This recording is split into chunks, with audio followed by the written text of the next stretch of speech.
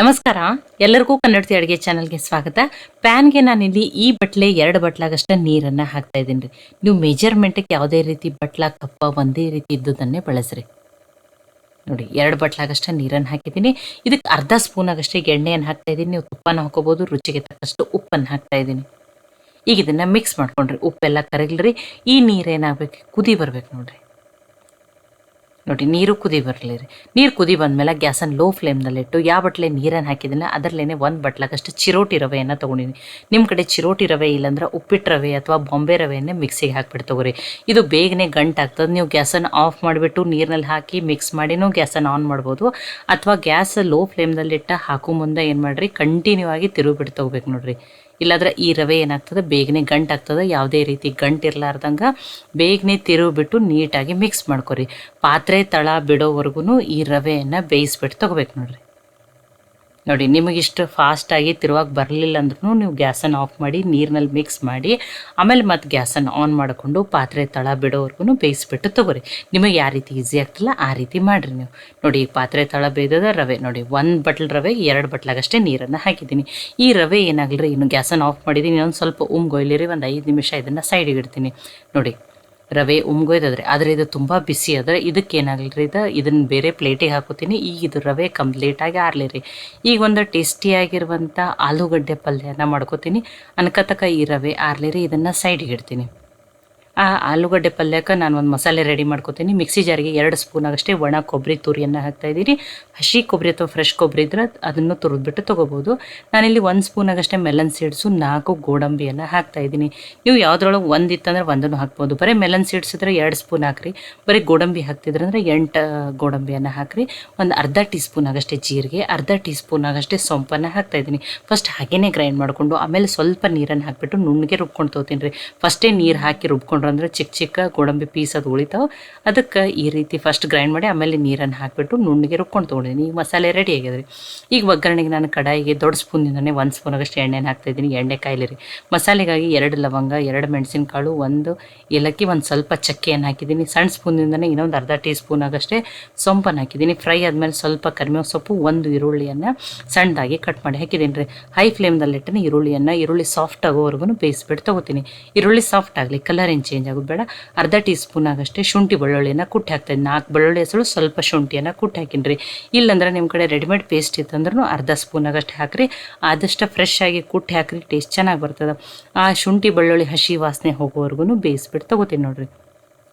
Medium ಫ್ಲೇಮ್ದಲ್ಲಿಟ್ಟೇ ಬೇಯಿಸ್ಬಿಟ್ಟು ತೊಗೊಂಡಿನಿ. ಈಗ ಮಸಾಲೆಗಳನ್ನ ಹಾಕ್ತಾಯಿದ್ದೀನಿ. ಸಣ್ಣ ಸ್ಪೂನಿಂದ ಅರ್ಧ ಟೀ ಸ್ಪೂನ್ ಆಗಷ್ಟೇ ಧನಿಯಾ ಪೌಡ್ರು, ಅರ್ಧ ಟೀ ಸ್ಪೂನ್ ಆಗಷ್ಟೇ ಗರಂ ಮಸಾಲ, ಅರ್ಧ ಟೀ ಸ್ಪೂನ್ ಆಗಷ್ಟೇ red chilli powder, 1/4 tea spoon ಆಗಷ್ಟೇ ಅರಿಶಿನ ಹಾಕಿದ್ದೀನಿ.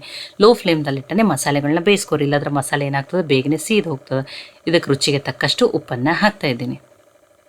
ನೋಡಿ ಮಸಾಲೆ ಆಮೇಲೆ ಉಪ್ಪು ಎಲ್ಲ ನೀಟಾಗಿ ಬೇಯ್ದ ಮೇಲೆ ಇನ್ನೂ ಒಂದು ಅರ್ಧ ಬಟ್ಲಿಗಿಂತ ಸ್ವಲ್ಪ ಕಡಿಮೆನೇ ಹಾಕಿಬಿಟ್ಟು ಅದನ್ನು ಮಿಕ್ಸ್ ಮಾಡ್ಕೊತೀನಿ ರೀ. ಇಲ್ಲಾಂದ್ರೆ ಮಸಾಲೆ ಎಲ್ಲ ಸೀದೋಗಿ ಟೇಸ್ಟ್ ಕೈ ಬರ್ತದೆ. ಆ ನೀರು ಕುದಿ ಬರ್ಬೇಕು ನೋಡಿರಿ. ಕುದಿ ಬಂದು ಎಣ್ಣೆ ಸಪ್ರೇಟ್ ಆಗಬೇಕು. ಎಣ್ಣೆ ಸಪ್ರೇಟ್ ಆದಮೇಲೆ ಇಲ್ಲಿ 1 ಟೊಮ್ಯಾಟೊವನ್ನು ದಪ್ಪಾಗಿಯೇ ಕಟ್ ಮಾಡಿಬಿಟ್ಟು ಹಾಕ್ತಾಯಿದ್ದೀನಿ. ನೋಡಿ ಆ ಮಸಾಲೆ ಜೊತೆ ಟೊಮ್ಯಾಟೊನೂ ಬೇಯಿಸ್ಬಿಟ್ಟು ತೊಗೊಂಡಿದ್ದೀನಿ.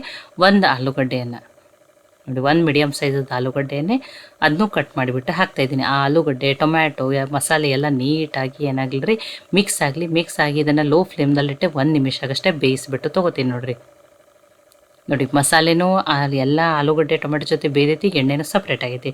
ಲಾಸ್ಟಿಗೆ ಒಂದು ಸ್ವಲ್ಪ ತೊಳೆದು ಕಟ್ ಮಾಡಿ ಇಟ್ಕೊಂಡಿರುವಂಥ ಕೊತ್ತಂಬರಿ ಸೊಪ್ಪನ್ನು ಹಾಕಿಬಿಟ್ಟು ಮಿಕ್ಸ್ ಮಾಡಿ ಒಂದು ಅರ್ಧ ನಿಮಿಷ ಆಗಷ್ಟೇ ಬೇಯಿಸ್ಬಿಟ್ಟು ತೊಗೊಂಡಿದ್ದೀನಿ. ಈಗ ಬೇಯಿಸಿದ ಮೇಲೆ ಆ ರುಬ್ಬಿರುವ ಮಸಾಲೆಯನ್ನು ಹಾಕ್ಬೇಕು ನೋಡಿರಿ. ಲಾಸ್ಟಿಗೆ ಈ ಮಸಾಲೆಯನ್ನು ಹಾಕಬೇಕು. ಮತ್ತು ಈ ಪಲ್ಯಗೆ ಎಷ್ಟು ತೆಳು ಬೇಕು, ಗಟ್ಟಿ ಬೇಕು ನೋಡಿಬಿಟ್ಟು ನೀರು ಉಪ್ಪನ್ನು ಹಾಕಿಬಿಟ್ಟು ಇನ್ನೊಂದು ಸ್ವಲ್ಪ ಉಪ್ಪು ಕಡಿಮೆ ಬೀಳ್ತಿತ್ತಂದ್ರೂ ಹಾಕಿಬಿಟ್ಟು ಅಡ್ಜಸ್ಟ್ ಮಾಡ್ಕೊರಿ. ನಾನು ತುಂಬ ತೆಳುವೂ ಮಾಡಲ್ಲ, ತುಂಬ ಗಟ್ಟಿನೂ ಮಾಡಲ್ಲ, ಆ ರೀತಿ ಮಾಡ್ತಾಯಿದ್ದೀನಿ ನೋಡಿ. ಈಗ ಇದನ್ನು ಇನ್ನೊಂದು ಸ್ವಲ್ಪ ನೀರನ್ನು ಹಾಕೋತೀನಿ. ನೋಡಿ ಈಗ ಗಟ್ಟಿ ಅನ್ಸಕತ್ತಲ್ಲ. ಮತ್ತು ಇದು ಆಲೂಗಡ್ಡೆ ಪಲ್ಯ ಕುದ್ದು ಆರಿದ ಮೇಲೂ ಇನ್ನೂ ಗಟ್ಟಿ ಆಗ್ತಿರ್ತದೆ.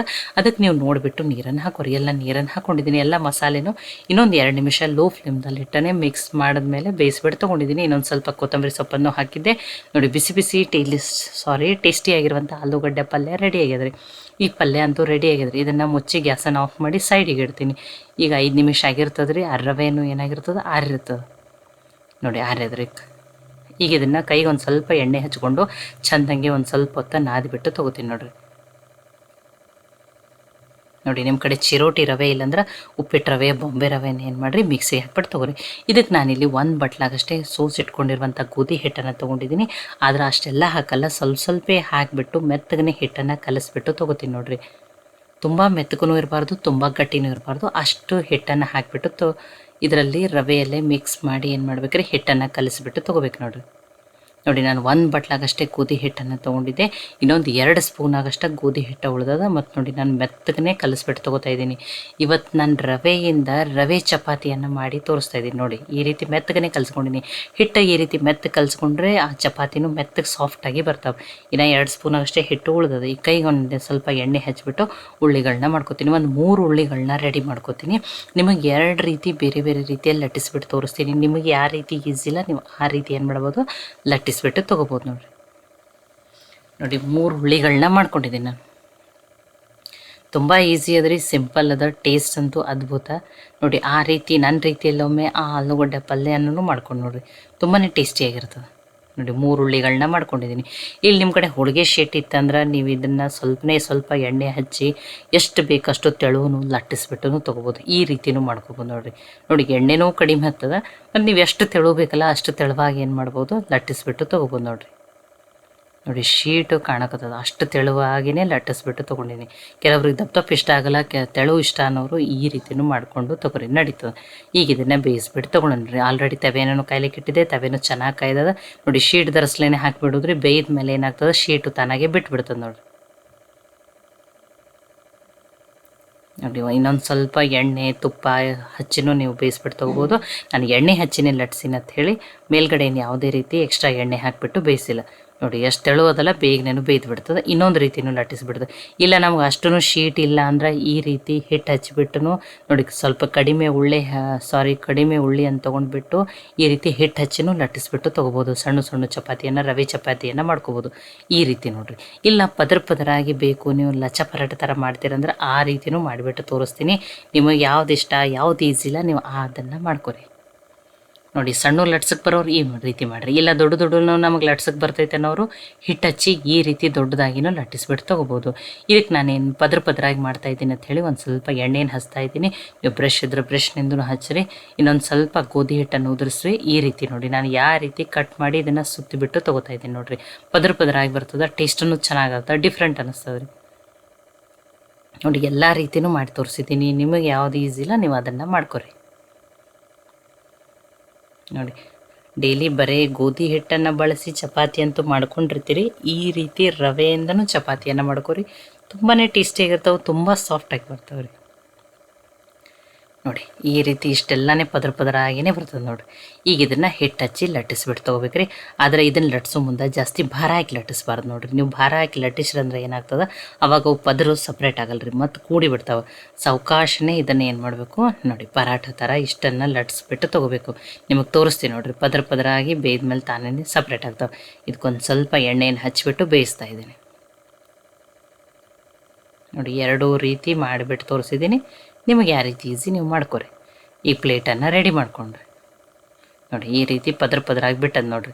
ನೋಡಿ ಈಗ ಏನು ಮಾಡೋಣ್ರಿ, ಪ್ಲೇಟನ್ನು ರೆಡಿ ಮಾಡಿ ನಾನು 2 ಹಾಗೇ ಒಂದು ಹಿಟ್ಟು ಹಚ್ಚಿ ಲಟ್ಸೀನಿ, ಒಂದು ಶೀಟ್ ಮೇಲೆ ಒಂದು ಈ ರೀತಿಯಲ್ಲೂ ಲಟ್ಟಿಸ್ಬಿಟ್ಟು ತೊಗೊಂಡಿದ್ದೀನಿ. ಆಲೂಗಡ್ಡೆ ಪಲ್ಯ ಅಂತೂ ಇದ್ರ ಜೊತೆ ಬೆಸ್ಟ್ ಕಾಂಬಿನೇಷನ್ ರೀ. ಅಥವಾ ನಿಮಗೆ ಯಾವ ಪಲ್ಯ ಇಷ್ಟ ಅಲ್ಲ ನೀವು ಅಥವಾ ಡೈಲಿ ಮನೇಲಿ ಯಾವ್ದು ಮಾಡ್ತೀರಿ ಅದನ್ನು ಮಾಡ್ಕೋಬೋದು. ಒಂದು ಉಪ್ಪಿನಕಾಯಿ ಹೋಳನ್ನು ಹಾಕೊಂಡಿದ್ದು, ಸ್ವಲ್ಪ ಗಜ್ಜರಿ, ಆಮೇಲೆ ಈರುಳ್ಳಿಯನ್ನು ತೊಗೊಂಡಿದ್ದೀನಿ, ಸ್ವಲ್ಪ ಮಸಾಲೆ ಶೇಂಗಾನ ತೊಗೊಂಡಿದ್ದೀನಿ, ಕಡಲೆ ಬೀಜ ಇದ್ದು ಟೇಸ್ಟಿ. ನೋಡಿ ಎಷ್ಟು ಪದರಾಗಿ ಎಷ್ಟು ಚೆನ್ನಾಗಿ ಬಿಸಿ ಟೇಸ್ಟಿಯಾಗಿರುವಂಥ ಮಧ್ಯಾಹ್ನ ಊಟ ಅಂತೂ ರೆಡಿ ಆಗ್ಯದ ನೋಡಿರಿ.